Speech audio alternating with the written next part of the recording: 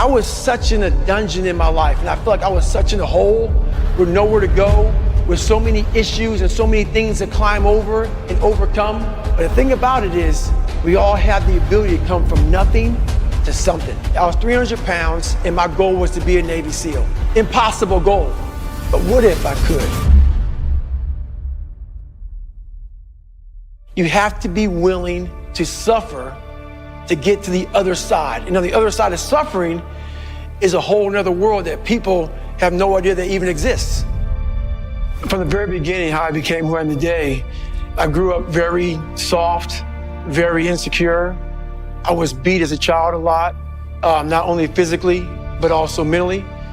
My dad was an alcoholic, so it transferred to him being very abusive, me growing up, not just to me, but also my mother. And from that, my foundation at an early age was cracked. I had a really cracked foundation growing up. So with a cracked foundation and my mom having a cracked foundation, I had no one to really, show me the ropes, show me the way. And so we went from that kind of cracked foundation to another cracked foundation. I went to a small town in Indiana, in Brazil, Indiana. And there was about 5 black families there. So being called nigger was something that happened regularly. I had a lot of friends, but also, when you have a cracked foundation, the only thing you really see is the negative. You don't see a lot of people that like you. All you see is the people that don't like you. So that cracked foundation just kept on getting more and more cracked. And throughout the years, I developed a stutter, had a lot of issues with people, social anxiety. I copied all through school. I had a learning disability, so I cheated a lot going through school. So my foundation continued to get cracked. And when you get to that point in your life and no one is there to really help you out, you have to figure some things out. So what made me who I am today is basically that cracked foundation and not liking it. So I had to learn how to mend that cracked foundation alone. And what happens is you have to really develop a lot of mental toughness. But to me, mental toughness wasn't enough. I had to really develop a calloused mind. So I had a victim mentality. I was a victim. Everybody messed my life up. My dad, society, my mom, whatever it may be, I was dealt a bad hand. And so it gives you a victim mentality. So I developed a way to get over the victim's mentality. And it was through callousing your mind. So I was literally callousing over the victim's mentality through outworking all my faults. So I developed a work ethic that became known as, what it is now. That's how I got this world toughest man. It's because I'm not the best person in the world. I'm not the smartest. I'm not anything. But I learned to outwork everybody around me. And that's how I got to where I'm at today. So I don't live a very glamorous life at all. I live very uncomfortable to a lot of people. It's not that I'm broke. It's not that I don't have the means to do it. It's like a boxer. A boxer may have a $4 million house, but before a big fight, he may go away to the mountains for about 2 months to train. Totally secluded, desolate world, may live on a cot, may live on the ground. What that boxer's doing is he's trying to form his mentality. He's trying to get that mentality to a very animalistic state. So when he goes inside that ring, his mentality is ready to do whatever it takes to win that boxing match. So what I realized from my foundation growing up was I had a very soft mind. And I live that way now, like that boxer training for that big fight. I live that way all the time. So I'm always sharpening my sword. And how I sharpen my sword is I have a mentality of my refrigerator is never full. I've never arrived. And every time I get close to the top of a mountain, I fall back down on purpose. I believe that true growth is at scratch. Starting from scratch is true growth. You have to have friction in your life. There has to be friction in your life for you to be able to move forward. So many people call me the hardest man on the planet. I got to that point from having a never-ending work ethic. So if you want anything in life, a lot of people, we live in a society right now where mediocrity is often rewarded. Like mediocrity is almost the standard. And for me, if you live that way, that's where you could be at. So let's say you have 10 people. You have 10 people and all of them are mediocre. And you beat those 10 people in a race or at work, whatever it may be. You're really still mediocre. What we do in life is we set our standards to everybody else. What we do in life is we look at what someone did before us. We look at a standard. I don't look at anybody's standard. I set my own standard. And how I became this, whatever people call the hardest man on the planet, is I literally set my own standards. I started to reinvent the wheel for myself. I didn't follow the crowd. Whatever the crowd was doing, I didn't follow them. I did what I had to do to get where I had to go. And in doing that, that's where true growth is finding yourself. I'm not trying to be like Michael Jordan or be like Tiger Woods or anybody else. I'm trying to be like David Goggins. And through that, you can find out what you're made of. And you are trying to conquer yourself. And that's how I got this title. My advice to people who are going through hard times, a lot of people know my story. I come from a very, very, very humble beginning. You have to be open with that. Like for instance, social media. A lot of people are on social media and what they do is they show you the best side of them. Everybody on social media, everybody out here in this world, if you have friends, everybody has two sides to them. We have the side that we want you to see, which is our best side. Our best side. But we also have this side that we're not working on. The side we're not working on is that side that we want no one to see. Like on social media, everybody posts where they're going, you know, I'm going here for vacation. This is me in the gym. This is me here. This is me here. What I do is I post my bad side. I let everybody know I'm this. I have to work on all these things. It's okay. So the first thing is you got to accept the fact that everybody judging you, you judging yourself, it is okay to be f***ed up. It's okay to not be exactly like everybody else. It's not, it's okay to not follow the crowd. So that's the one thing I would tell people is don't worry about what everybody else is doing. Worry about what you're doing. Focus on what you're doing because everybody else out there, everybody judging you, they also have problems themselves. And that's what I realized myself. So I stopped comparing myself to everybody else and I was comparing myself to me. I'm my own hero. I'm my own hero. I believe that a lot more people can relate to the struggle, a lot more than the success. People relate a lot more to that. I relate a lot more to a person who's the underdog. Most of us in this world are underdogs. There's very few of us out here who are the 1%ers. And those 1%ers are those people who are like the CEOs, these people who are like the best basketball, the best golfer. Very few people are there. It's those people who are at the very bottom in the middle who are trying to get there. It's all about work ethic. So everybody likes the underdog. That's why that whole Rocky story, everybody loves a Rocky story. But the thing about it is, to develop that Rocky story, you gotta work your ass off. And not many people are willing to do that part of it.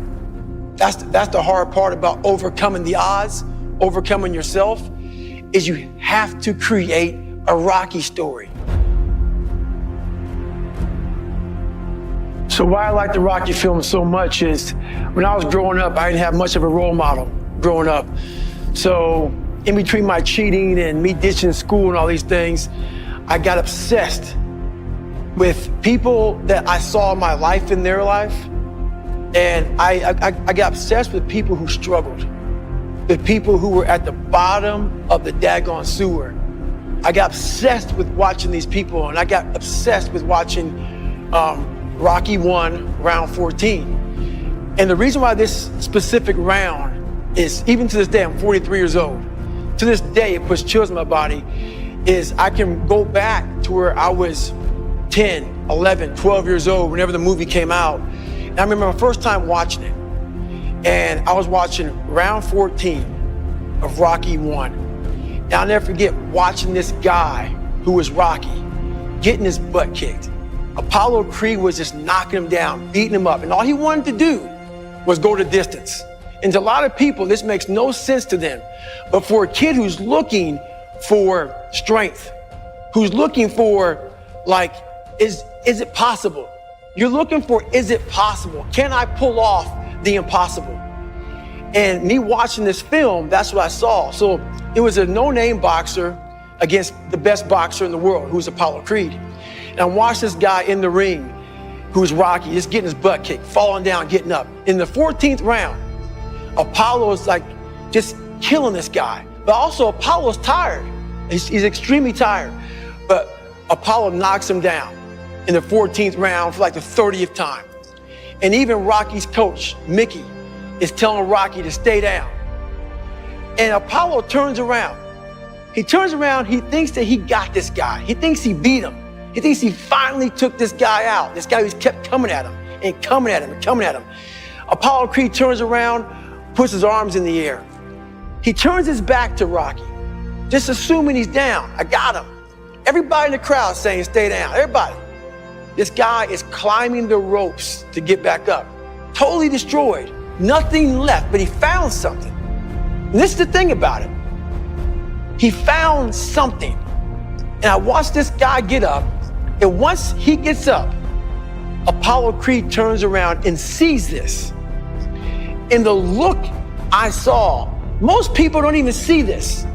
The look I saw on Apollo Creed's face was this look of total awe of who the hell are you? Who am I fighting? It looked like Apollo Creed's soul left his body. And Rocky got his gloves and motioned him to come on. And Apollo Creed put his head down and shook his head.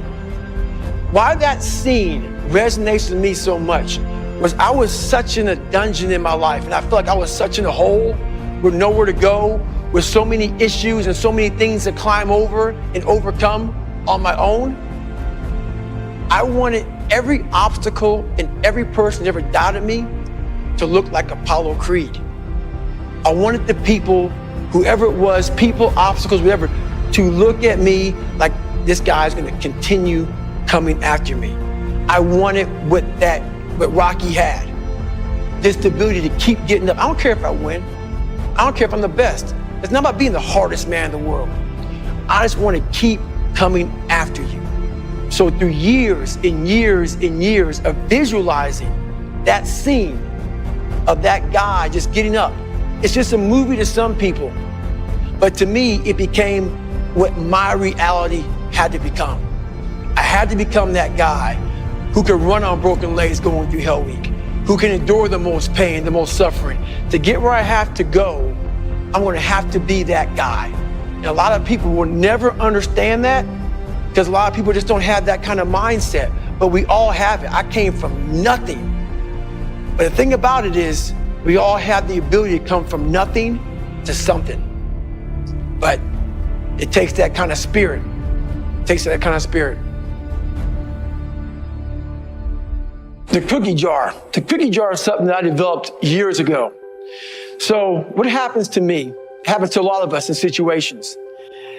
We get put in these situations. My whole life, I've been put in struggles. I've put myself in struggles. I've purposely put obstacles in front of me to see how I'm gonna feel. Like, for instance, I run 205 miles at one time, nonstop.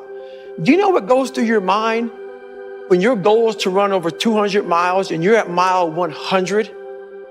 You're at mile 100, you've run for over 24 hours and your body is broken. You're destroyed. You have nothing left, but you have 100 plus more miles to go. How do you find more? So I developed this thing called the cookie jar. And the cookie jar is a reminder. That's all it is. It's a reminder.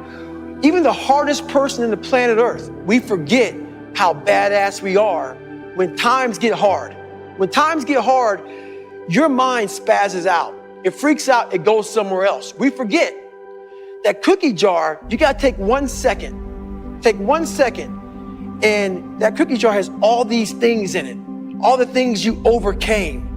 All the things that you suffered through. All the things that got in your way and you fought through. So you go in your mental cookie jar when you're going through bad times and you want to quit and you want to bail out. You think about it. Okay, David, what did you do? You went through 2 hell weeks. You went through Ranger School. You went through this, you went through that. It's a reminder. It's a reminder that you are that badass. And that's all it is. The cookie jar is you take 1 second when you're in an extreme environment and your mind and your body are saying, we're done. We need to quit.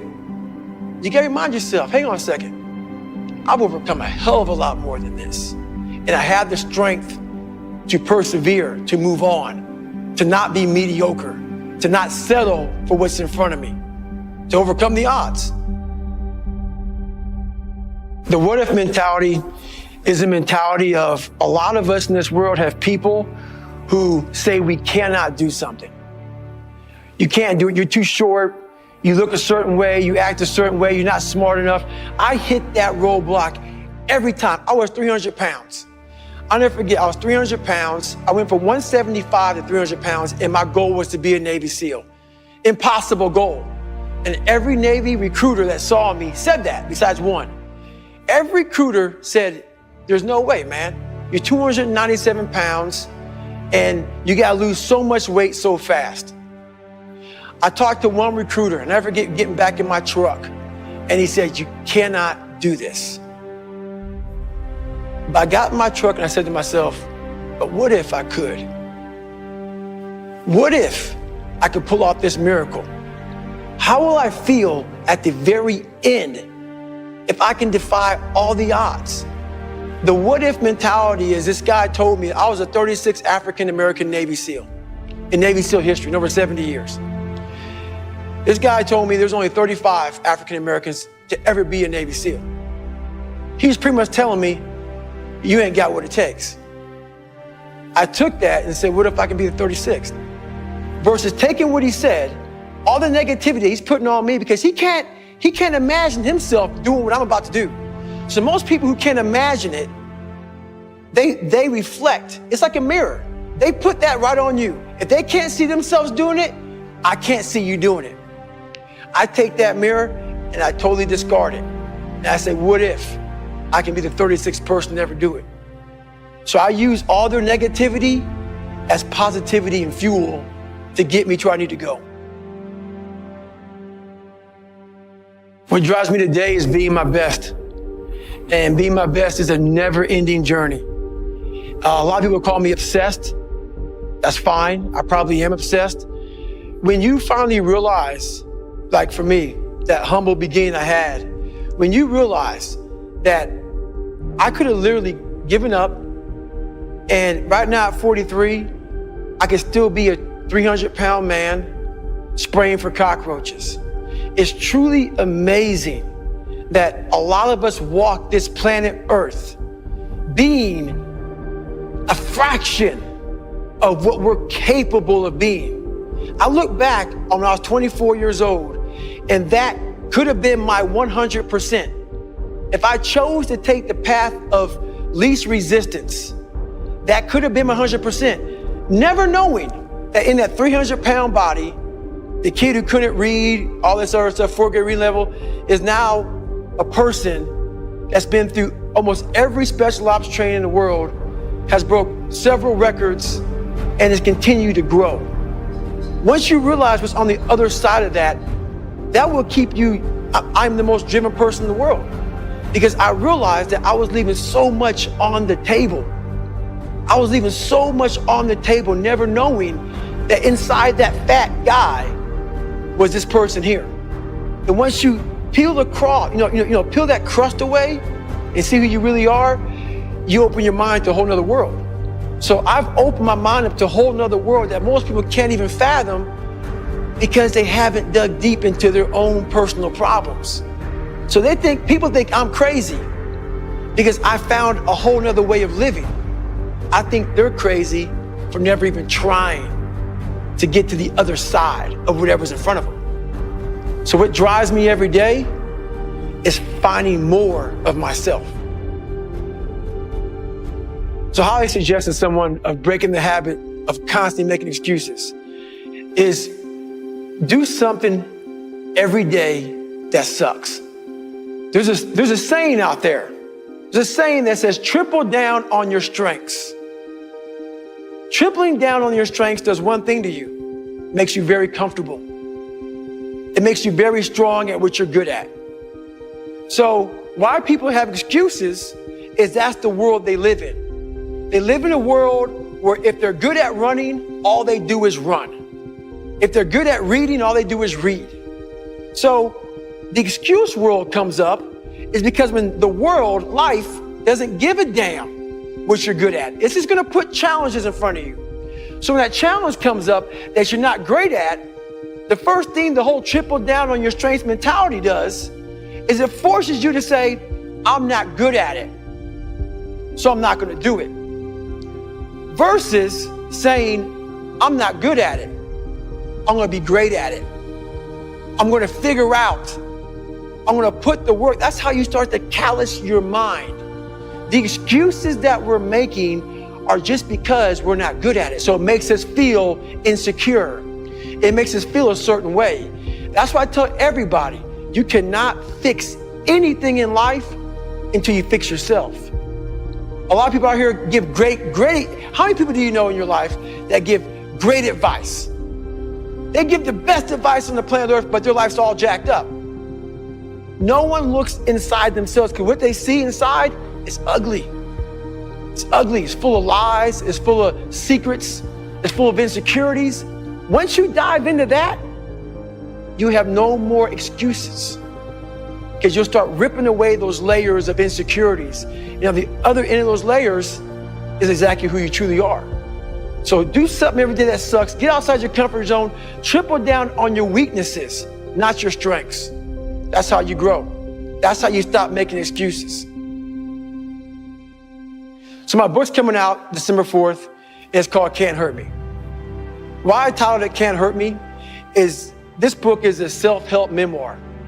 We have a whole bunch of self-help books out there that are five-step this, five-step this. Mine is not a five-step program.